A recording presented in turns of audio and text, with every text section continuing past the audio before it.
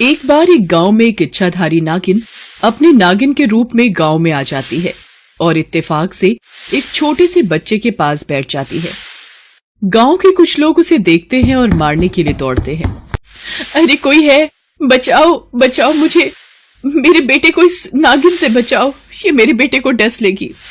अरे भाई आओ, जल्दी आओ, इस नागिन को मारो, ये तो किसी को भी डस सकती है। तभी कुछ लोग अपने साथ लाठी लेकर नागिन को मारने के लिए इकट्ठा हो जाते हैं और सभी उसको मारने लगते हैं। जब वो नागिन अधमरी हो जाती है तब कुछ बच्चे उसकी पूंछ पकड़कर उसे छेड़ते हैं और खेलते हैं। तभी वहां डॉली नाम की एक लड़की आ जाती है और देखती है कि सब एक नागिन को बहुत परेशान कर रहे हैं। आप सब ये क्या कर रहे हो? आप इस नागिन को क्यों परेशान कर रहे हो? देखो इसको कितना खून निकल गया है। ये बेजुबान बोल नहीं सकती तो आप इसका गलत फायदा उठाएंगे। कैसे इंसान हैं आप लोग?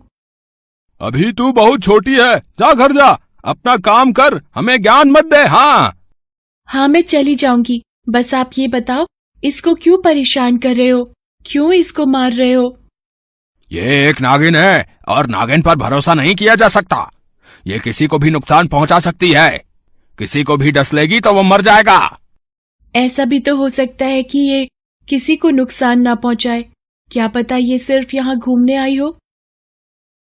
तू बड़ों की बातों में मत घुस डॉली, और जा अपने घर चली जा। डॉली घर की तरफ मुड़ जाती है पर उसको अच्छा नहीं लगता कि सब उस नागिन को मार रहे होते हैं। तभी वो कुछ दूर जाकर चिल्लाना शुरू कर देती है। भागो भागो, यहाँ शेर आ गया है, शेर किसी को भी खा लेगा, भागो भागो जल्दी भागो।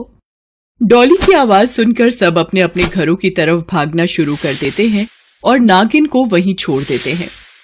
नागिन मन ही मन डॉली का धन्यवाद करते हुए वहां से चली जाती है और डॉली भी अपने घर चली जाती है। चलो, मेरे एक झूठ से कम नागिन की जान तो बची, वरना वो लोग तो उसको मार ही देते। डॉली अपने मम्मी पापा और चाचा चाची के साथ रहती थी। उसके मम्मी पापा बहुत ही सीधे साधे लोग थे, पर चाचा चाची बहुत चालाक थे। उनके मन में जायदाद का लालच था, वो सारी जायदाद अपने नाम करवाना चाहते थे। एक बार रात के समय डॉली अपने मम्मी पापा के साथ घर में सो रही थी। तभी कोई उसका नाम पुकारता है। डॉली, डॉली, डॉली, आओ मेरे पास, आओ। कौन है वहां? कौन? डॉली, डॉली, डॉली। आवाज सुनकर उसने इधर उधर देखा पर कोई नहीं था। यहाँ तो कोई नहीं है, फिर मेरा नाम किसने पुकारा? शायद मेरा भ्रम होगा। चलो सो जाती हूँ। डॉली को फिर से एक बार वही आवाज आती है।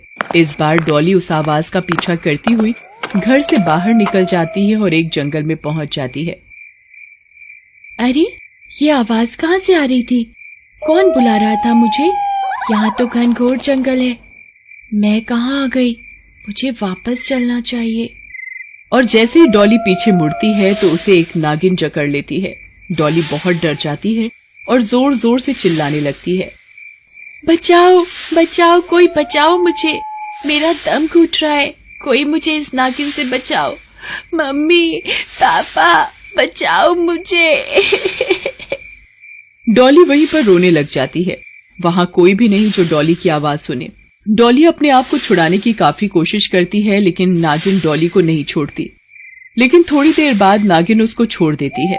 नागिन से छूटते ही डॉली घर की तरफ भागती है और थोड़ी दूर आगे जाकर लंबी सांस लेते हुए कहती है, अच्छा हुआ मैं बचकर भाग गई, वरना वो नागिन मुझे मार ही देती। डॉली वहां से घर की ओर जाने लगती है। वहां जाकर देखती है उसके घर में आग लगी हुई है जिसमें उसके मम्मी पापा का देहांत हो गया है। ये सब देख वो जोर जोर से रोने लग जाती है। उसको बहुत दुख होता है। अब इस दुनिया में उसके मम्मी और पापा नहीं थे।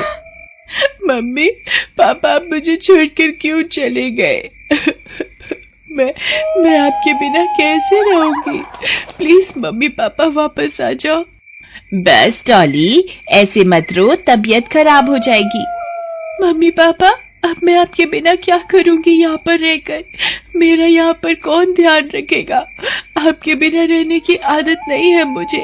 प्लीज पापा जल्दी आ जाओ, वापस आ जाओ ना पापा। डॉली बेटा चुप हो जा, मैं हूँ ना, और तेरी चाची है, दोनों तेरा बहुत ध्यान रखेंगे। हाँ हाँ बेटा, मैं भी तो तेरी माँ जैसी हूँ। मैं तेरा पूरा ध्यान रखूंगी और हम अब एक ही परिवार हैं। चलो चुप हो जाओ अब।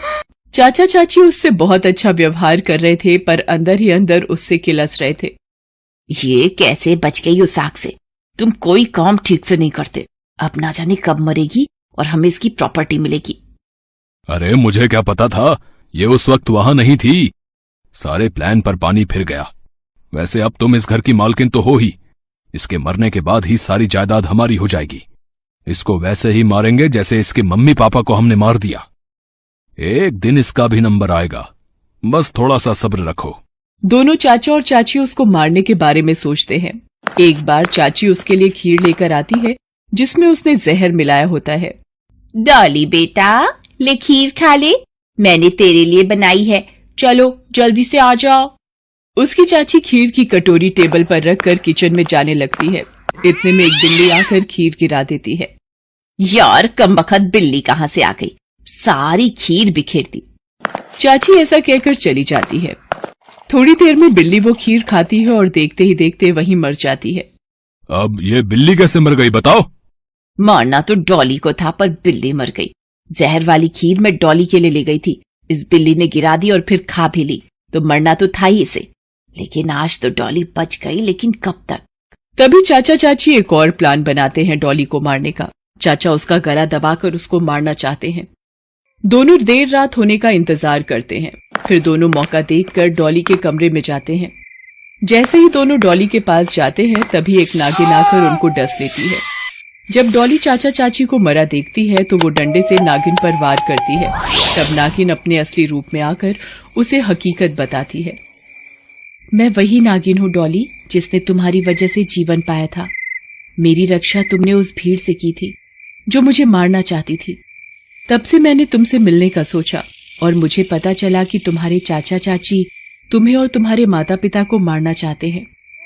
तब मैंने तुम्हारा नाम लेकर जंगल में तुम्हें बुलाया और तुम्हें जकड़ कर रखा, जिससे तुम भाग न सको।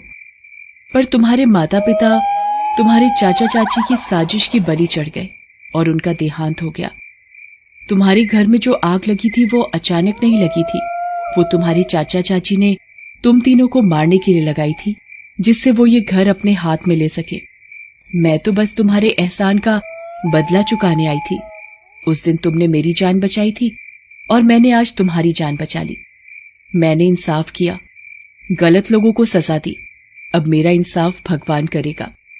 ये कहकर नागिन बेहोश हो जाती है। डॉली को अपने किए का पछतावा होता है।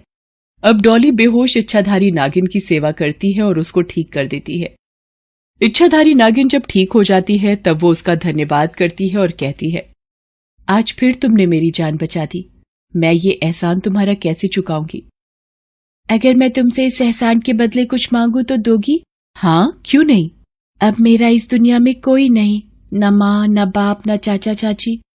तुमने अगर मेरी जान बचाई है तो मैं ये चाहती हूँ कि तुम मेरे ही साथ रहो, क्योंकि जंगल में तुम्हें हानि हो सकती है और यहाँ मैं भी अकेली रहती हूँ। अब तुम मेरा इंसाफ करो। पर ये कैसे हो सकता है? मैं तो एक इच्छाधारी नागिन हूँ। मैं तुम मनुष्य के साथ कैसे रह सकती हूँ? ये किसी को भी पता नहीं चलेगा कि तुम एक इच्छाधारी नागिन हो, और हम दोनों एक दूसरे का साथ निभाते हुए जीवन व्यतीत करेंगे। मुझे एक बड़ी बहन मिल जाएगी। इच्छाधारी नागिन भाव विभोर हो जाती है और उसे अपने गले लगा लेती है और उससे वादा करती है उसका साथ कभी न छोड़ने का।